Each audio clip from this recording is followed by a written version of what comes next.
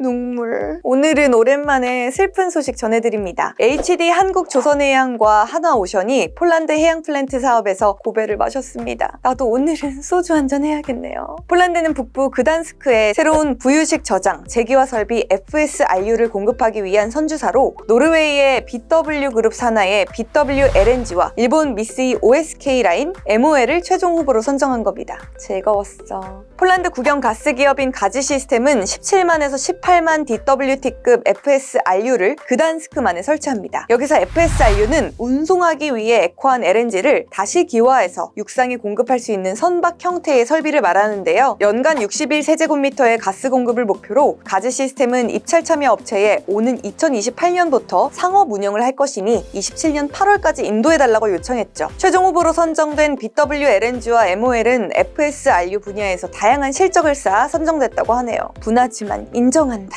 폴란드가 이 FSRU를 계획한 건 러시아와의 장기 파이프라인 가스 계약이 종료될 시기가 다가오면서입니다. 공급처 다변화를 모색하던 2016년에 처음 제기됐는데요. 가지 시스템은 우크라이나 전쟁으로 인해 유럽연합에 대한 LNG 공급 방향이 바뀌고 시장 수요가 증가하자 이에 대응하고자 FSRU 터미널의 재기화 용량을 늘리고 있죠. 이스라엘 하마스 전쟁까지 터지면서 국제적인 리스크가 커지고 있는데요. 과연 앞으로 해양 플랜트 시장은 어떻게 될까요? 조태영 기자가 알아봤습니다.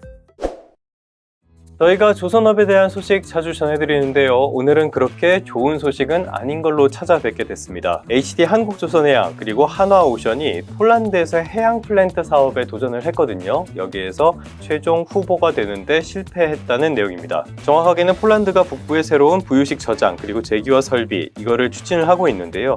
최종 후보로 이런 회사를 선정을 했다고 해요. 그러니까 국내 업체들이 고배를 마신 셈입니다. 지금 조선업은 오랜 기간 부진을 털고요. 새로운 전기를 맞이한 상황입니다. 그 중심에는 고부가스 선박이 있다고 할 수 있겠는데요. 대표적으로는 LNG 운반선 같은 거를 꼽을 수가 있겠습니다. 여기에다가 친환경 선박도 힘을 많이 보태고 있는데요.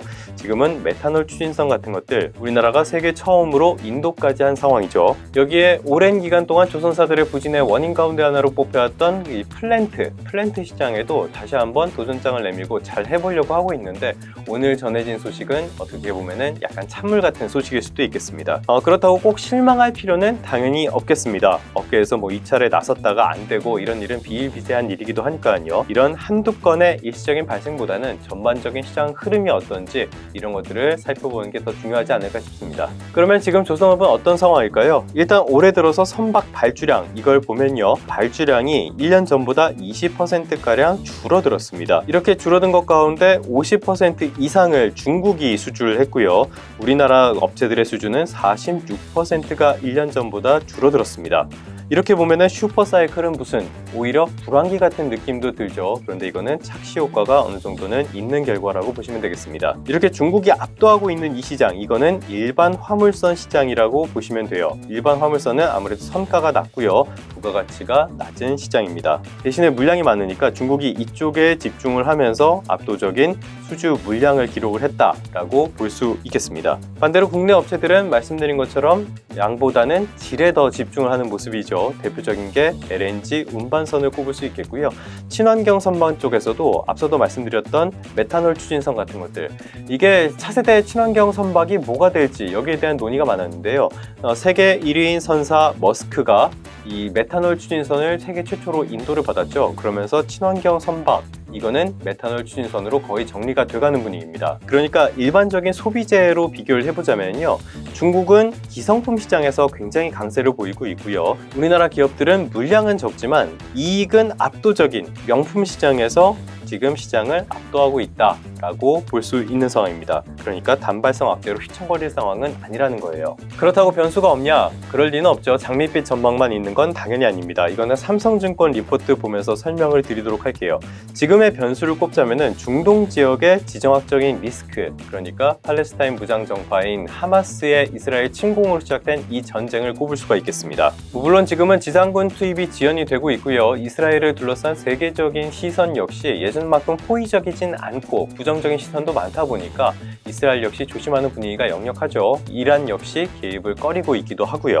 하지만 지정학적인 리스크라는 게 그렇듯이 언제 어떻게 어떤 상황이 벌어질지는 누구도 모릅니다. 그리고 지금은 기본적으로는 장기화 국면으로 가고 있다, 이런 분석도 나오고 있죠. 이런 것들은 국제 유가에 있어서 불확실성을 굉장히 키우는 요소라고 볼 수 있겠습니다. 그래서 국제 유가가 막 올랐다가 최근에 조정을 받기도 하는데요. 이 유가의 변동성이라는 것은 기본적으로는 해양 구조물 시장에는 긍정적으로 작용을 하게 됩니다. 플랜트 같은 것들을 말하죠.